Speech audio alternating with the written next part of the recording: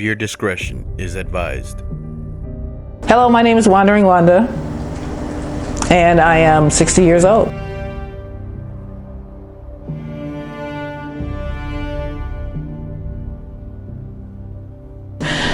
I ended up coming to Seattle. My mother passed away in 2012, and I decided that I wanted to move somewhere that I have never lived before.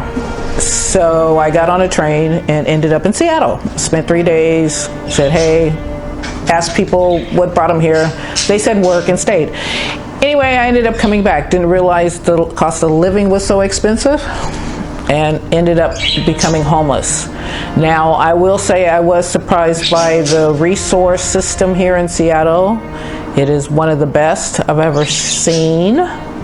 Unfortunately, a lot of people don't know how to utilize those services, so that could cause a problem.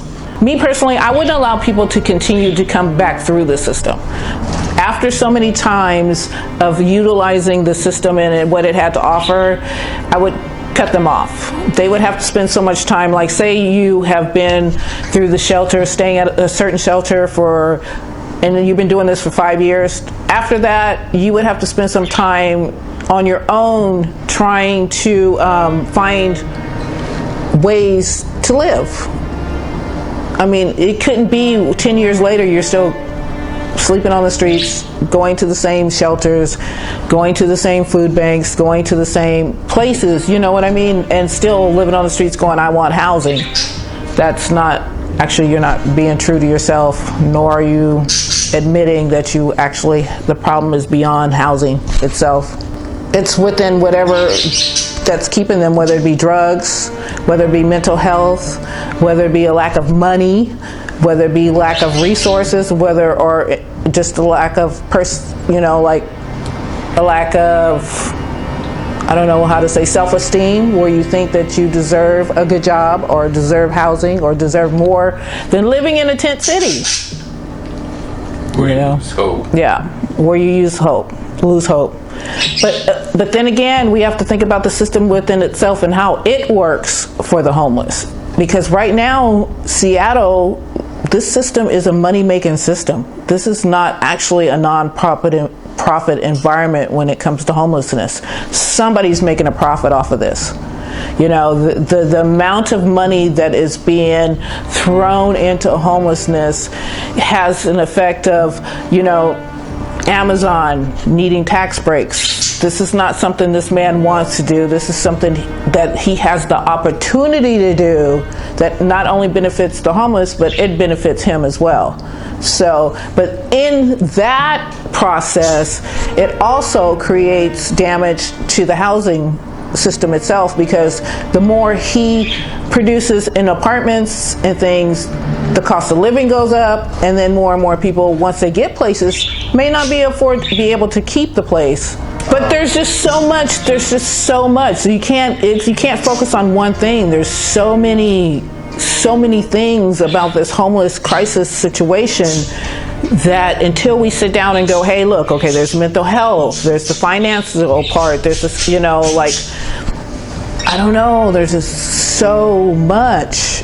There's a different level of homelessness. Right. There's homelessness like me, where I came here and the cost of living was so expensive I couldn't live. And then there's women that I met that jumped out of a moving car, that had been married to her husband 47 years and couldn't take the abuse anymore, and she became homeless. Or another lady that I'm friends with who came here to help raise her grandchildren, and then the family decided they wanted to move, and she didn't want to move, so she stayed. And then there's the system of the drugs and the mental health. So there's so many different reasons that people are homeless.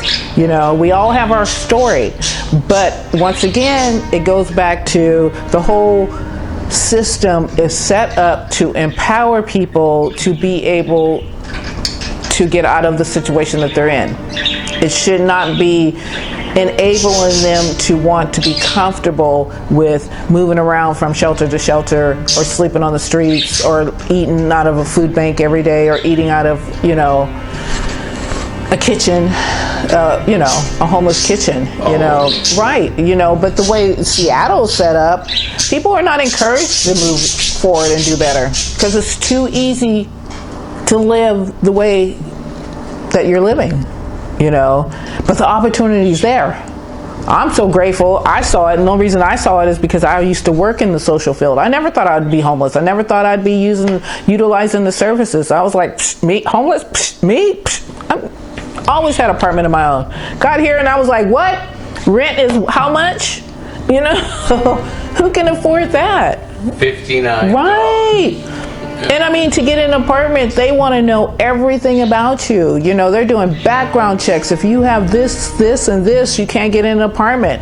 If you don't, if you have bad credit, you can't get into an apartment. The only thing that saved me was I didn't have any credit, and which is just as bad as having bad credit. But they were like, oh, she doesn't have any credit, So it's like there's so many situations, but the opportunity's there. If you want an apartment in Seattle, it's there. You have to follow the rules, and you got to jump through the hoops, and that's what it's about. Yes, I worked with group home children. Almost 30 years. Yeah, and I volunteer a lot because I believe in giving back. We have to give back. We have to give back. We have to give back. We have to give back.